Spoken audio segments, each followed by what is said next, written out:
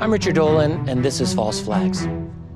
If you are someone who cares about the world you live in and are interested in that elusive thing called the truth, if you're interested in true personal transformation through the truth, then maybe this is the show for you.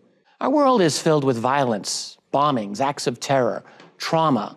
In watching or reading the news, we almost start to think this is the normal way things are supposed to be.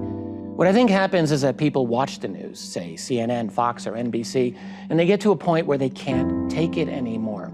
And then they just tune out. It's too confusing, too violent, too negative. You start to wonder, why put that into my life? Tuning out from the political is part of a larger symptom, the spread of a sense of hopelessness. Many people can feel this, even if they can't always see it or put it into words. It's a loss of control, a sense that the vehicle you thought you were driving is actually being driven by someone else. It comes with this sense of confusion about the world, in which the politics around us don't seem to make any sense. And there doesn't seem to be any way out. But what I am suggesting to you is that this is by design. The confusion, the hopelessness, it's not an accident.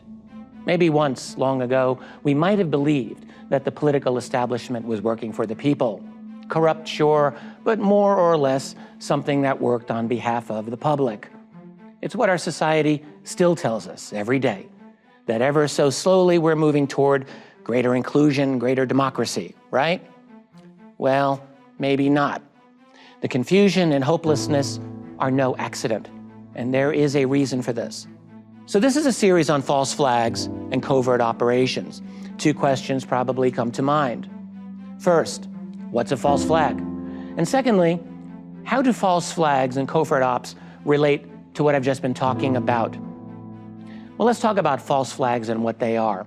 Most basically, a false flag is an action done by a person or usually a group, say a government or an intelligence agency, that's then blamed on someone else, like, terrorists, which is then used to justify things that could not otherwise be justified, like passing authoritarian laws or justifying military invasions and financial takeovers of nations, like Afghanistan, Iraq, Libya, Ukraine, or Syria.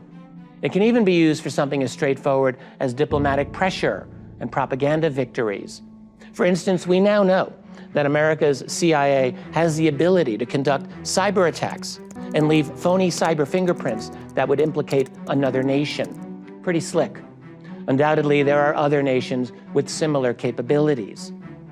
False flags are a genuine phenomenon. They are real. Sometimes people will try to tell you that false flags are tinfoil hat territory, but in fact, as you will see in this series, there have been many verified false flags. False flags are part of our world, and opening our eyes to them can help us uncover something inside us.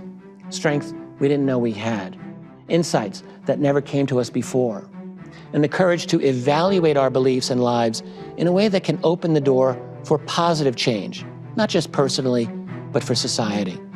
Don't buy into the fear. It's about waking up.